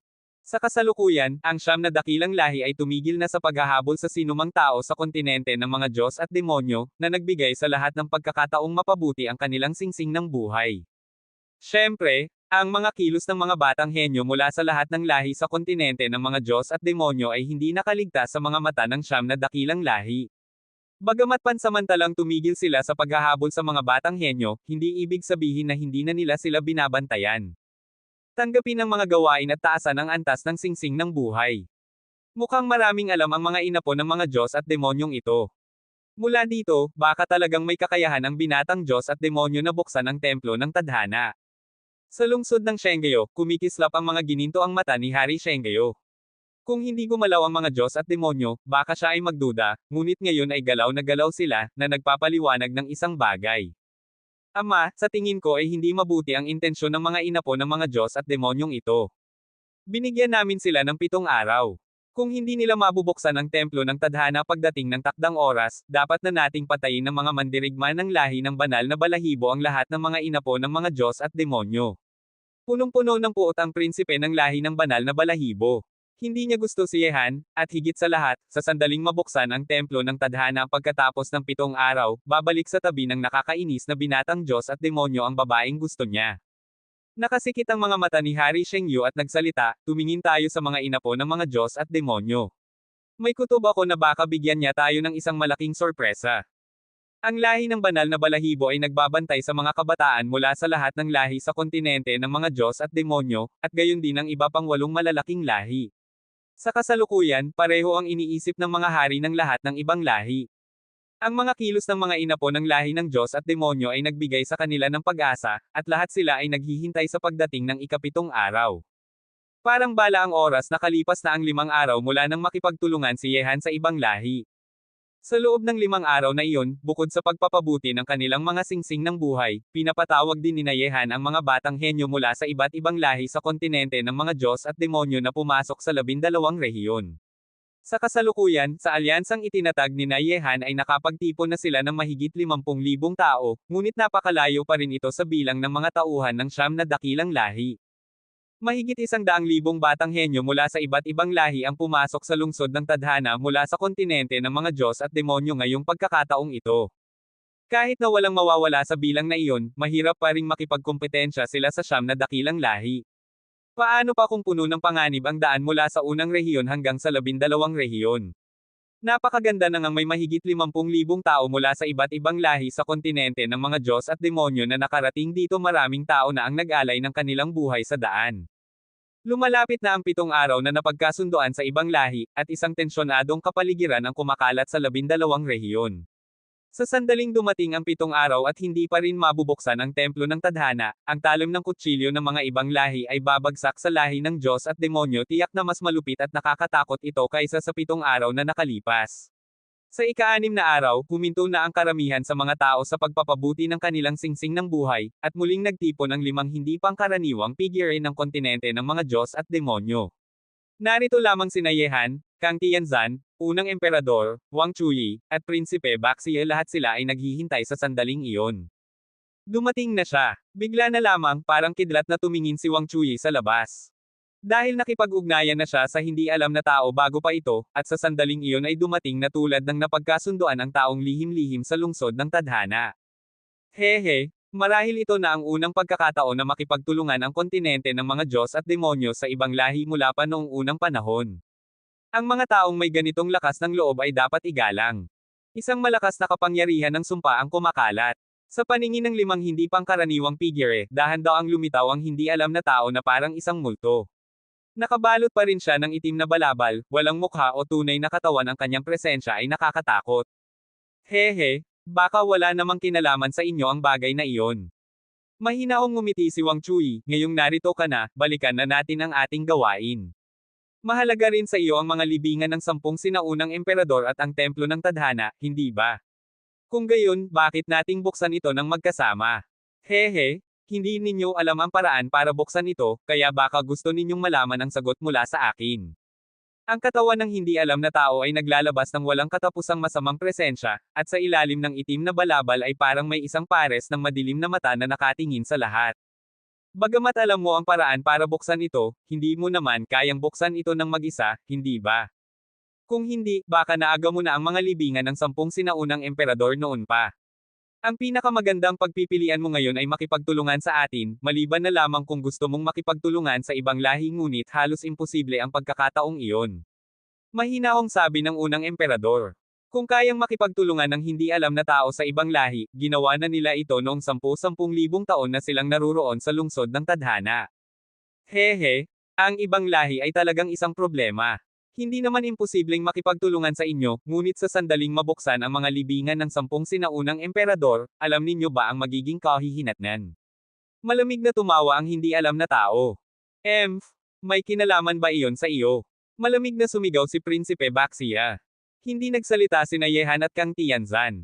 Alam na nila ang sagot kung paano buksan ang mga libingan ng 10 sinaunang emperador at ang templo ng tadhana. Ang dahilan kung bakit sila nakikipagtulungan sa hindi alam na tao ay para bantayan siya mas mahirap labanan ang kaaway na nakatago sa dilim. Kabanata 3368. Siyempre naman ay hindi gaanong mahalaga, ngunit sa sandaling pumasok ka sa mga libingan ng 10 sinaunang emperador, lahat ay hindi na maibabalik. Tumingin ang hindi alam na tao kay Yehan, parang siya ang kausap nito. Nakita iyon, mahinahong nagsalita si Yehan, sa tingin mo pa bang may paraan pa tayong balikan ang mga nangyari sa kontinente ng mga Diyos at demonyo? Ngumiti ng may ibig sabihin ang hindi alam na tao, kaunting pag-asa na lamang, kaya, kailan ninyong gustong buksan ang mga libingan ng 10 sinaunang emperador? Bukas. Oras na para buksan ang lugar na natabunan ng alikabok sa loob ng 10,000 taon. Kasunod ng masamang tawa ng hindi alam na tao, nawala na siya. Kinabukasan, mahigit 50,000 tao mula sa kontinente ng mga Diyos at demonyo ay naglalakbay patungo sa iisang lugar ang mga libingan ng 10 sinaunang emperador. Kasabay nito, pinamunuan din ng mga hari ng Siyam na dakilang lahi ang kanilang hukbo ng ibang lahi patungo sa lugar kung saan matatagpuan ang mga libingan ng 10 sinaunang emperador. Ngayon na ang takdang araw.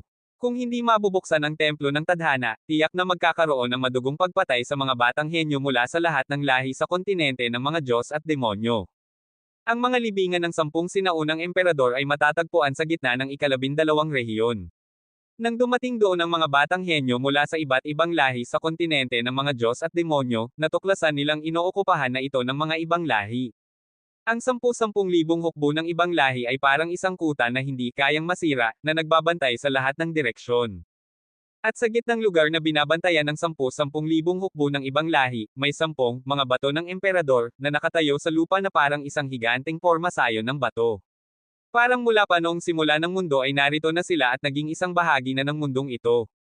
Nakita iyon, nagulat ang mga kabataan mula sa lahat ng lahi sa kontinente ng mga Diyos at demonyo. Ang 10 bato na matayog na nakatayo sa lupa ay nagdulot sa kanila ng pagnanais na yumuko at mag-alay ng paggalang. Ito na ang mga libingan ng mga ninuno ng kontinente ng mga Diyos at demonyo. Ito na ang mga libingan ng 10 sinaunang emperador. Nanginginig ang lahat ng lahi sa kontinente ng mga Diyos at demonyo habang tinitingnan pataas ang 10 bato ng sinaunang emperador. Ang presensyang nagmumula sa mga ito ay napakalawak at kagalang-galang. Ang mga ninuno ng ating lahi, na nakipaglaban sa ibang lahi, ay napilitang malibing dito sa huli ng walang anumang karangalan. Inialay nila ang kanilang buhay para makamit ang 30,000 taong kapayapaan para sa ating mga inapo na nararapat silang sambahin. May sakit ang mukha ng unang emperador at yumuko sa 10 bato ng sinaunang emperador. Sa sandaling iyon, sunod-sunod na bumati ang mga batang henyo mula sa lahat ng lahi sa kontinente ng mga Diyos at demonyo. Ang 10 sinaunang emperador ay mga dakilang tao na nag-alay ng kanilang sarili para makamit ang 30,000 taong kapayapaan para sa mga susunod na henerasyon na nararapat silang sambahin ng sinumang tao sa hinaharap. Sa harap na mundo, walang emosyon ang 10,000 hukbo ng ibang lahi. Inookupahan na nila ang lugar na ito sa loob ng 10,000 taon at nakita na nila ito ng napakaraming beses kaya wala na silang nararamdaman.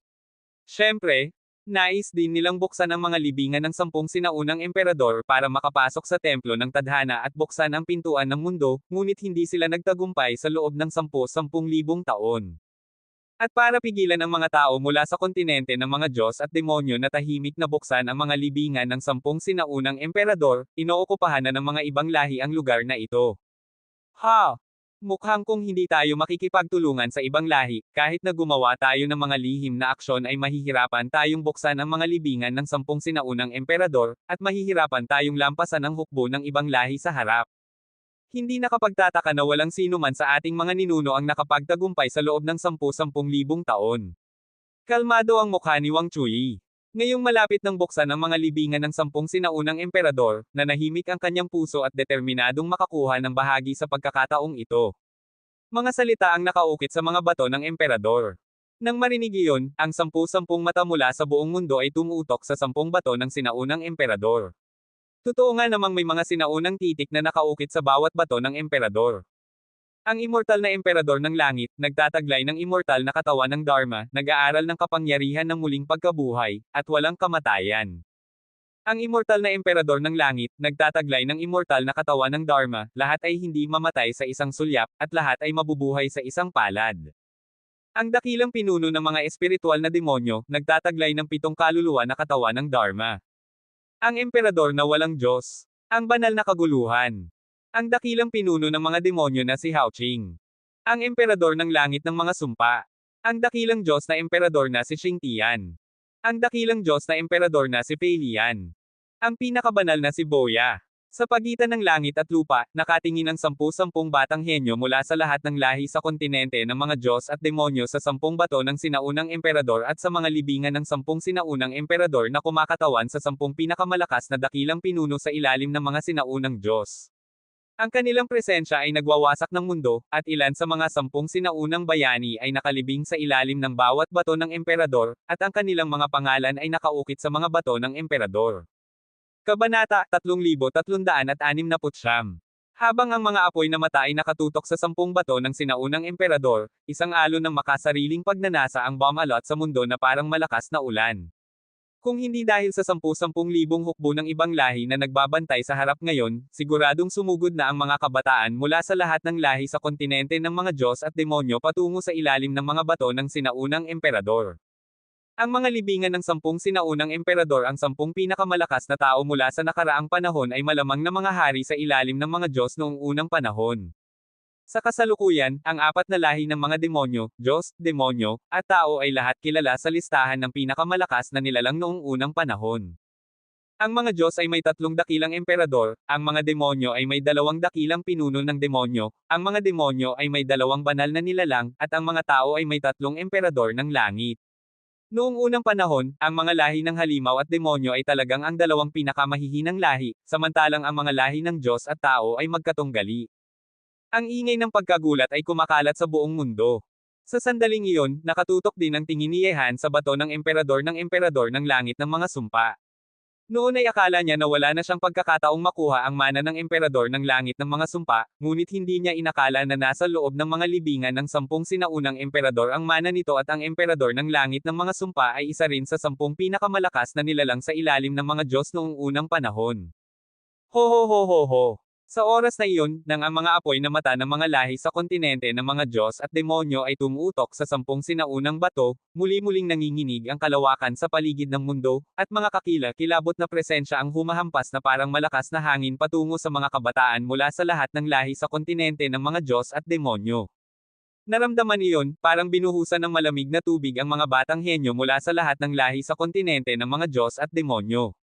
Mabilis na nawala ang makasariling hitsura sa kanilang mga mata, at sabay-sabay na tumingin ang 10-10 mata sa iisang direksyon. Pagkaraan noon, sa paningin ng lahat, dumating ang mga hukbo ng ibang lahi na sumasakop sa langit at lupa. May 9 na hanay sa kabuuan, at bawat hanay ay naglalaman ng 10,000 hukbo ng ibang lahi. Ang kanilang hiyawan at lakad ay nagpapalakas pa sa kanilang hitsura na makapangyarihan at nakakatakot. Dumating na ang 9 na dakilang lahi. Malalim na huminga si Yehan, kailangan na niyang harapin ang sitwasyong ito. Naramdaman ng lahat sa kontinente ng mga Diyos at demonyo ang walang katapusang presyon. Ang 9 na hanay na nakahanay sa kalawakan ay binubuo ng 70,000 hukbo ng ibang lahi. Kasama pa ang 10,000 hukbo ng ibang lahi na nagbabantay sa mga libingan ng 10 sinaunang emperador, mayroon ng mahigit 100,000 sundalo ng ibang lahi. Kung nais nilang lipulin ang mga batang henyo mula sa lahat ng lahi sa kontinente ng mga Diyos at demonyo, hindi na nila kailangang gumamit ng labis na lakas. Mga inapo ng mga Diyos at demonyo, natapos na ang 7 araw na takdang panahon. Oras na para tuparin ninyo ang inyong pangako.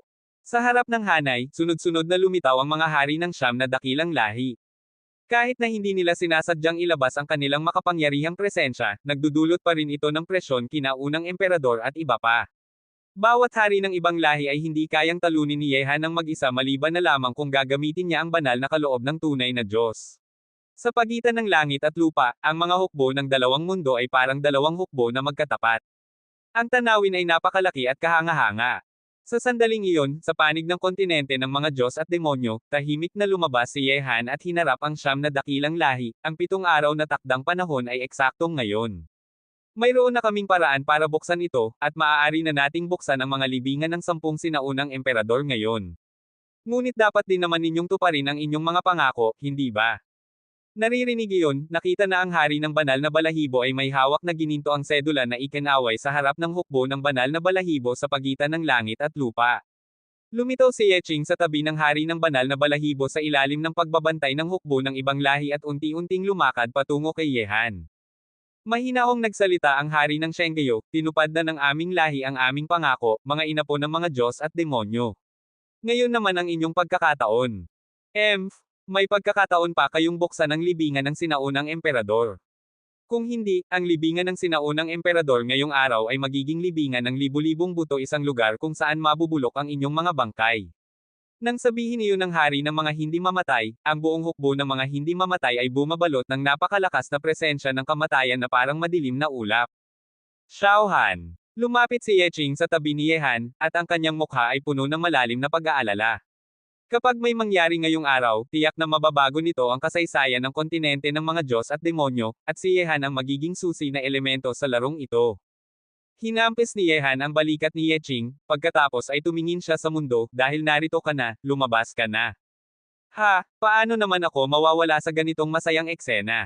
Sa pamamagitan ng masamang boses na iyon, alam na ng lahat mula sa kontinente ng mga Diyos at demonyo na dumating na ang hindi alam na tao. Sa kanyang paglitaw, may malakas na kakaibang kislap sa mga mata ng mga hari ng siyam na dakilang lahi. Ang katawan ng Dharma ng mga sumpa. Isang kakilakilabot na malamig na kislap ang kumislap sa mga gininto ang mata ng hari ng banal na balahibo. Tiyak na alam ng mga hari ng siyam na lahi ang higit pang detalye tungkol sa hindi alam na tao. Sa pagdating ng hindi alam na tao sa mundo ng mga libingan ng 10 sinaunang emperador, nakita rin ni Yehan ang kakaibang ekspresyon sa mukha ng mga hari ng siyam na ibang lahi. Siguradong may lihim na nauugnay sa taong lihim-lihim na ito at sa mga hari ng siyam na dakilang lahi. Akala ko sino pa. Ikaw pala iyon, isang sinaunang katawan ng Dharma na nabubuhay sa pamamagitan ng pagsipsip ng kasakiman ng iba. Sa harap ng hanay ng lahi ng 3 mata, tumawa ng mapang asar ang hari ng 3 mata, na hindi tinatago ang kanyang pagnanais na pumatay sa hindi alam na tao. Sa lungsod ng tadhana na ito, hindi lamang binibigyang loob ng hindi alam na tao ang mga batang henyo mula sa iba't ibang lahi sa kontinente ng mga Diyos at demonyo na pumasok dito, kundi pati na rin ang mga ibang lahi sa 12 rehiyon. Sa loob ng 10,000 taon, marami sa siyam na dakilang lahi ang nalinlang ng hindi alam na tao. Ngunit ang hindi alam na tao ay maaaring pumasok sa anumang rehiyon ng libre. Bagamat kinaiinisan ng siyam na dakilang lahi ang hindi alam na tao, wala silang magagawa sa kanya. Sa huli, sa mundong ito, ang tanging kapangyarihang kinatatakutan ng hindi alam na tao ay ang batas ng mga sumpa. Paano mo masusukat ang aking kadakilaan? Ngumiti ng may ibig sabihin ang hindi alam na tao, pagkatapos ay tumingin siya sa lokasyon ng mga libingan ng 10 sinaunang emperador. Ang mga libingan ng 10 sinaunang emperador ay naglalaman ng 10 pinakamalakas na tao mula sa sinaunang panahon ng mga Diyos. Sila ay nagsanay ng 10 sinaunang katawan ng Dharma at naging mga nangungunang nilalang. Upang buksan ang mga ito, kailangan lamang ng sinaunang banal na kapangyarihan. Sa madaling salita, tanging ang mga tunay na Diyos lamang ang makakapagbukas ng mga libingan ng 10 sinaunang emperador. Sa mundo, ang mga mata ng lahat ay nakatutok sa hindi alam na tao. Kahit na ang siyam na dakilang lahi na kinaiinisan siya ay tumahimik na. Ang lakas ng dalawang mundo ay nagtipon dito, at ngayon ay lahat sila ay naglalayon sa iisang layunin. Ang kapangyarihan ng tunay na Diyos ay ang pinakamalakas na puwersa sa mundo. Ito ay nasa itaas ng lahat ng bagay. Bagamat natutulog ang mga Diyos, mayroon pa ring kaunting pag-asa na natitira. Binata, ikaw ang taong makakapagbukas ng mundong ito ngayon, dahil sa panahong ito kung saan natutulog ang mga Diyos, ikaw lamang ang may marka ng tunay na Diyos. Lumingon ang hindi alam na tao kay Yehan, parang hindi na siya kasing kasuklam-suklam ngayon, may isang malakas na damdaming pakikidigma na umaapaw sa ilalim ng kanyang itim na balabal. Naririnig ang mga salitang iyon, ang mga mata ng dalawang mundo sa langit at lupa ay sabay-sabay na tumutok kay Yehan. Sa mundong ito kung saan natutulog ang mga Diyos, talagang mayroong marka ang binatang iyon na tanging mga sinaunang tunay na Diyos lamang ang maaaring magkaroon. Kabanata 3370. Manggilag-ilag ang mga mata ni naunang emperador at iba pa. Sa mga kabataan mula sa lahat ng lahi sa kontinente ng mga Diyos at demonyo, bukod sa mga taong kasama ni Yehan, si Kang Tianzu lamang ang nakakaalam na nakuha niya ang marka ng Diyos, hindi pa alam ito ng mga tulad ni naunang emperador. Ang buong paligid ay puno ng pagtitignan, ngunit sa ilalim ng ganitong pagtingin ay tila kalmado si Yehan, dahil bago pa ito ay alam na niya na ang marka ng Diyos ay ang susi para buksan ang lugar na ito. Halika, buksan mo ang iyong banal na marka. Maaari na itong magbukas ng mag-isa ang mga libingan ng 10 sinaunang emperador, at ang lugar na natabunan ng alikabok sa loob ng 10,000 taon ay dapat nang makita muli ang liwanag ng araw. Punong-puno ng pag-alala at matinding pagnanasa ang boses ng hindi alam na tao. Tahimik na lumabas si Yehan, at ang 10,000 hukbo ng ibang lahi na nagbabantay sa mga libingan ng 10 sinaunang emperador ay sunod-sunod na umatras. Sa sandaling iyon, ang mga libingan ng 10 sinaunang emperador ay matatagpuan sa gitna ng lakas ng dalawang mundo, at unti-unting lumakad si Yehan patungo sa gitna ng mga libingan ng 10 sinaunang emperador. Sa paligid niya, ang 10 bato ng sinaunang emperador ay naglalabas ng matagal ng presensya ng panahon, na parang inilulubog si Yehan sa mahabang daloy ng panahon. Para bang naririnig niya ang mga tunog ng pagbagsak ng langit at lupa, at ang pagpatay sa mga ibang lahi noong unang panahon, parang naramdaman din niya ang isang tawag mula sa mga nakaraang taon. Pagkaraan noon, sa ilalim ng pagtitignan ng mahigit 100,000 mata mula sa dalawang mundo, dahan-daang lumitaw ang isang pulang pattern na parang apoy sa pagitan ng mga kilay ni Yehan at sa mismong gitna ng 12 singsing ng buhay. Ang pulang pattern na parang apoy na ito ay napakasilaw, at mukhang puno ng kakaibahan at kagalang-galang na banal na kapangyarihan. Talagang iyan ang marka ng tunay na Diyos. Lumitaw ang matalas na mga mata ng mga hari ng Siyam na dakilang lahi. Hindi nila inakala na ang binatang naglakas loob na makipagtulungan sa kanilang Siyam na dakilang lahi ay mayroong banal na marka na tanging mga tunay na Diyos ng mga Diyos at demonyo lamang ang maaaring magkaroon. Si Yehan ay mayroon palang banal na marka. Baka ba ipinasa siya ng tunay na Diyos ng banal na marka? Hindi malamang. Ang tunay na Diyos ay natutulog sa templo ng tadhana. Hindi pa nakakapapasok si Yehan sa templo ng tadhana. Paano naman siya ipapasa ng tunay na Diyos ng banal na marka? Gayunpaman, ano naman ang si Yehan na mayroong banal na marka ngayon? Isang tunay na Diyos ba siya? O isang emisaryo sa ilalim ng tunay na Diyos? Nagulat at natakot ang mga batang henyo mula sa lahat ng lahi sa kontinente ng mga Diyos at demonyo. Kung hindi pa inilabas ni Yehan ang banal na marka mismo, ito ay isang bagay na hindi kapanipaniwala. Ang banal na marka mula noong matapos ang huling panahon ay nawala na ang kislap nito sa mahabang daloy ng panahon at hindi na ito nakikita sa mundong ito. Ngayong nakuha na ito, ang banal na marka ay muling bumalik sa mundo. Baka ba talagang inayos ng tunay na Diyos ng huling panahon ang lahat ng ito? Hindi mapigilan ang pagbabago ng presensya ng hindi alam na tao habang tinitingnan niya ang binatang binalot ng kislap ng banal na marka sa sandaling iyon. Isinilang ang marka ng tunay na Diyos, at ang malawak na kapangyarihan ng mga Diyos ay binasbasan ang buong mundo sa ilalim ng kapangyarihan ng mga Diyos. Kahit na ang 10 sinaunang bato na nakatayo sa lupa ay lahat ay hamina ng husto sa ilalim ng pagbabalot ng kapangyarihan ng mga Diyos. Buzz. Bigla na lamang, sa sandaling ilabas ni Yehan ang marka ng Diyos, parang siya ang naging gitnang punto kung saan nagtitipon ang walang katapusang lakas habang siya ay nasa gitna ng 10 bato ng sinaunang emperador. Mula sa 10 bato ng sinaunang emperador ay nagmumula ang mga daloy ng kapangyarihang nakakapagpagiba ng lupa at langit, na may dalang kakaibang sinaunang presensya mula sa huling panahon, na nagtitipon patungo sa banal na marka na nasa pagitan ng mga kilay ni Yehan. Sa sandaling iyon, sumiklab ang malakas na liwanag sa pagitan ng mga kilay ni Yehan. Ang napakalakas na liwanag na iyon ay hindi kayang tignan ng mga mata. Ang mainit na araw sa itaas ng langit ay hamina sa ilalim ng liwanag na iyon. Ang buong mundo sa sandaling iyon ang posisyon ni Yehan ang tanging pinagmumula ng liwanag. Ang walang katapusang lakas mula sa 10 bato ng sinaunang emperador ay nagtagpo, at sumigaw si Yehan na naging kakila-kilabot na lakas ng alon ng tunog, na nagpabukas ng mga bitek sa kalawakan sa pagitan ng langit at lupa. Sa ilalim ng pag-alog ng lakas na iyon, ang mga hukbo ng dalawang mundo ay napipilitang unti-unting umatras. Mabilis na umatras ito ang lakas ng mga 10 nangungunang nilalang ng mga Diyos at demonyo noong unang panahon. May sakit ang mga mukha ng mga hari ng Siyam na dakilang lahi. Kahit na kaunting bahagi lamang ng ganitong lakas ay sapat nang sirain sila. Sa ilalim ng 10 bato ng sinaunang emperador ay nakalibing ang 10 nangungunang nilalang sa ilalim ng mga Diyos noong unang panahon. Napakalakas ng kanilang kapangyarihan. Sa sandaling iyon, ang 10 lakas na ito ay nagtitipon sa isang lugar. Kung hindi dahil sa marka ng tunay na Diyos na sumisipsip ng lahat ng ganitong lakas, sumabog na sana at namatay si Yehan sa ilalim ng pagsalakay ng 10 lakas na ito. Siyempre, kahit na sumipsip ang marka ng tunay na Diyos ng 10 nakakapagpagulat na lakas na ito, naramdaman ni Yehan na parang saysabog na ang kanyang ipinagmamalaking katawan sa ilalim ng presensya ng ganitong lakas. Ngunit sa parehong oras, ang kanyang sariling antas ay patuloy na tumataas. Ang tuktok ng antas ng gitnang antas na banal na hari. Unang pagkakataong mataas na antas na banal na hari. Ang tuktok ng mataas na antas na banal na hari. Sa isang iglap, sa loob lamang ng ilang hininga, ang antas ni Yehan ay umabot na sa tuktok na antas ng mataas na antas na banal na hari. Kakaunti na lamang ang kailangan niya para pumasok sa antas ng banal na emperador ng Tibetan. Kakakaka. Sa oras na iyon, unti-unting lumitaw ang mga bitek sa 10 bato ng sinaunang emperador. Mula sa mga linya ng bitek ay kumikinang ang matinding puting liwanag kasama ng mga bitek na kumikinang sa buong mundo. Ang mga bakas ng kapangyarihan ng espasyo ay kumakalat din. Bukas na ang mga libingan ng 10 sinaunang emperador.